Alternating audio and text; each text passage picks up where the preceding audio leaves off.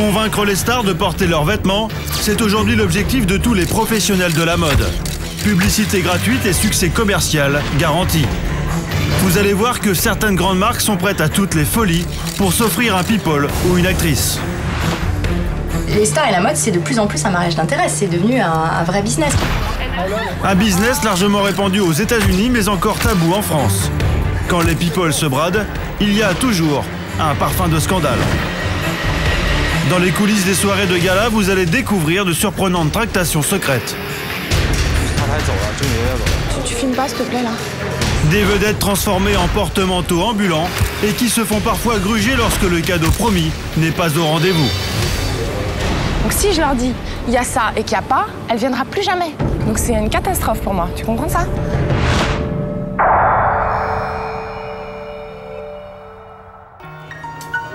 Parc de Saint-Cloud pendant la Fashion Week. 600 personnes invitées pour une soirée de prestige, le défilé Sonia Rykiel, l'un des plus courus de la capitale. Mais la créatrice de mode est l'une des premières à l'avoir compris, les podiums, les mannequins, ce n'est plus ça qui fait vendre. Désormais, le succès commercial se joue en coulisses. Alors, dès qu'elle organise une soirée, Sonia Rykiel fait appel à Alban Cléré, 36 ans. Son métier, c'est de mettre en relation les stars et les professionnels de la mode. Émilie, toi t'accueilles les VIP en sortie des voitures. Tu me préviens sur le talkie. Ce soir, Alban a convaincu une vingtaine d'actrices d'assister à la soirée. Mila Jovovich, Louise Bourgoin, Élodie Boucher, l'anglaise Emma Watson, héroïne d'Harry Potter, ou encore Julie Depardieu et Ludivine Sagnier. Toutes sont invitées gratuitement. En contrepartie, elles doivent porter une robe de la marque et sourire pour les photos. Ici toutes les trois. Car Alban a aussi convoqué les photographes de la presse People. Il y a du people, tout le monde rêve d'y être et donc tout le monde se précipite dans les magazines pour savoir qui était. C'est-à-dire que dans tous les magazines, matchs, galas, on parle de ce genre de soirée et bien évidemment indirectement de la marque. Une publicité gratuite avec répercussion immédiate sur le chiffre d'affaires. Selon une étude américaine, un quart des femmes de 20 à 24 ans trouvent leurs idées de vêtements en observant les stars. Et c'est donnant-donnant. Selon une règle non écrite, celle qui a porté la robe peut la garder si plusieurs photos ont été publiées. Un échange de bons procédés encore tabou, même s'il est bien connu dans les rédactions des magazines People. Alors je vais vous dire, officiellement, personne n'est payé pour porter un accessoire. Officiellement, personne n'est payé pour porter une robe. Officieusement, c'est autre chose. Donc le marché des cadeaux offerts aux stars est très opaque. Honnêtement, on a des soupçons, on nous dit des choses, mais il n'y a pas de chiffres qui circulent évidemment. Et puis tout ça est gardé très secret. Secret en France, pas aux États-Unis. À Los Angeles, les stars jouent le jeu à fond. Ce matin, c'est la blonde Nicolette Sheridan qui va chercher ses cadeaux chez un créateur français installé en Amérique. Nicolette! Ça va et toi? Ça va bien, hein? L'actrice américaine fut l'un des piliers de la série télévisée Côte Ouest et plus récemment de Desperate Housewives, l'un des cartons de ces 10 dernières années. Premier cadeau de bienvenue, un sac à main. Oh, that's beautiful. That is gorgeous. Oh, c'est sublime. Ça, c'est la technique Christian Audigier. Ce Français a fait fortune en offrant ses vêtements à Madonna, Britney Spears, Pamela Anderson ou Sylvester Stallone. Des poids lourds du showbiz qui s'affichent en public avec ses produits. Et ça marche. Grâce aux stars, le Français a triplé son chiffre d'affaires en seulement 1 an. Ce matin, il a convoqué les paparazzis, mais interdit de photographier avant que Nicolette porte ses vêtements. But don't shoot before, please. OK? En fait, j'organise ma vie avec les paparazzi. Parce que mon produit, il est commercialisé, parce que je le mets sur les stars. Et donc les paparazzi, c'est eux qui font tout le mouvement de la photo jusqu'au magazine ou à l'émission de télé. Donc je dois les briefer, les retenir. C'est-à-dire tant que la célébrité n'est pas habillée avec mon produit, elle n'a aucune valeur, la photo. Donc elle aura une valeur quand elle aura mon produit sur eux.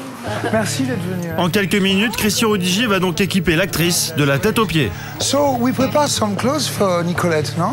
Et l'exhiber aux photographes.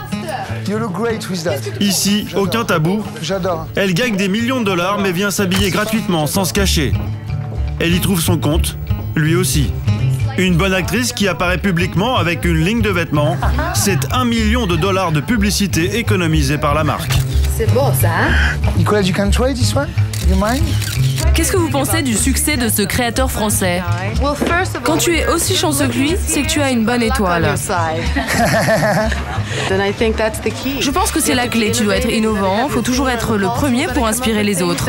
Et c'est ce qu'il fait. Thank you, Nicolas. Thank you to you guys. See you soon.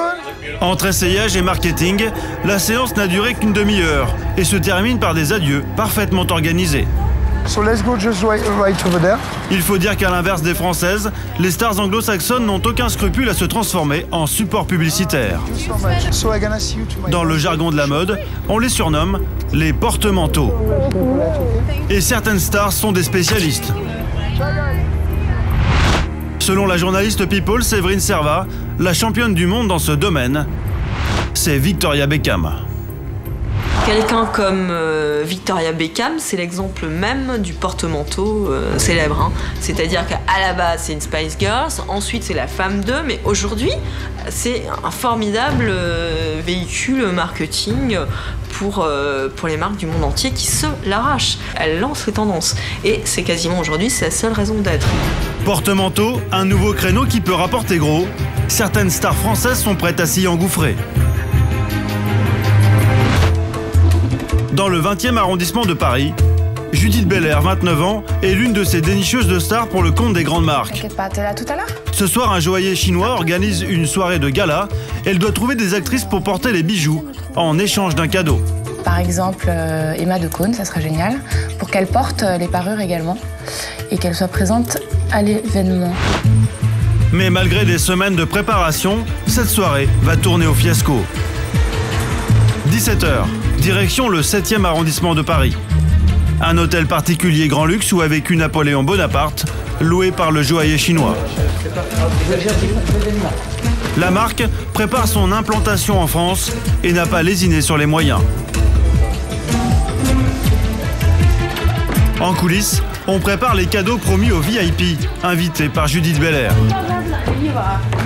Donc ça, c'est le cadeau VIP. Voilà, c'est une parure, diamant, diamonds. Donc c'est en diamant et rubis. La montre est total diamant.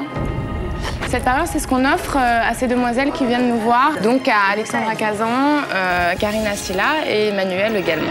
Emmanuel, c'est Emmanuel Béard. Pour une parure estimée à plusieurs dizaines de milliers d'euros, elle a fait le déplacement. En échange, elle doit se prêter au jeu des photos et des interviews avec la presse People. Alors, les bijoux, c'est comme une robe. C'est une parure qui doit s'adapter à la femme et non pas le contraire. Voilà. Vous êtes prêt à quelle folie pour un bijou? Quelle folie? Moi, je suis prête à toutes les folies, mais pas forcément pour les bijoux. En plus d'Emmanuel Béard, Judith a convaincu deux autres artistes françaises moins célèbres. La comédienne Alexandra Cazan et Karine Silla, ex-mannequin et compagne de Vincent Pérez. Viens Alex, viens. Pour les deux femmes, moins cotées qu'Emmanuel Béard, il faudra jouer les porte-bijoux pendant la soirée pour mériter son cadeau. C'est très beau. Ce qu'on va t'offrir, la parure qu'on t'offre, c'est celle de gauche là. Ah ouais! T'as vu la beauté? Comme convenu, 3 heures de présence obligatoire à déambuler au milieu des autres invités. Mais au moment de repartir, problème. She has to go. I'm sorry. You have to. I have to get somebody to ask. No, you don't have to ask. She's supposed to have a present. Les représentantes du joaillier chinois semblent soudain avoir oublié les cadeaux. I'm sorry. This was seen already. It's the box. Can we send? No, she came for this. I'm sorry. There's 2 presents, one for Karine and one for Alexandra. Karine is going, so please give her her present, okay? Okay, I'm sorry. She has to go and she needs her present. Can you do that? Because she's going now, okay? Just now, okay? No, you have to do it now. She's going now. I'm sorry. Malgré l'insistance de Judith, le joaillier chinois ne semble pas décidé à tenir parole. Elle sort de ses gonds. C'est quoi ce délire? Judith s'en prend alors à cet attaché de presse chinois, l'un des seuls à parler français. Non, attends, tu me fais emmener des gens, tu me dis qu'il va y avoir des cadeaux, elle repart sans son cadeau. C'est-à-dire que ça, c'est un manque de professionnalisme. En plus, je suis obligée de gueuler sur 3 meufs d'affilée pour qu'on soit capable de m'expliquer ça. C'est absolument pas normal, d'accord? C'est absolument pas normal. C'est pas comme ça que je travaille. Moi, je te dis, je ramène plus personne, hein, c'est terminé. Voilà. Pardon, s'il vous plaît. Excusez-moi. Merci, pardon. Pas d'autre solution que de s'éclipser en catimini et de se confondre en excuses auprès de Karen Silla. Je suis vraiment désolée, c'est la honte. C'est la honte, c'est la honte. Plus jamais je ramène quelqu'un à leur truc, quoi. Quelle angoisse. Pour Judith, qui espérait consolider ses contacts, c'est raté. Moi, tu me grilles avec elle, en fait. Ouais. C'est-à-dire que moi, elle viendra plus à mes événements maintenant. Tu comprends? Moi, mon travail, c'est de faire venir les VIP.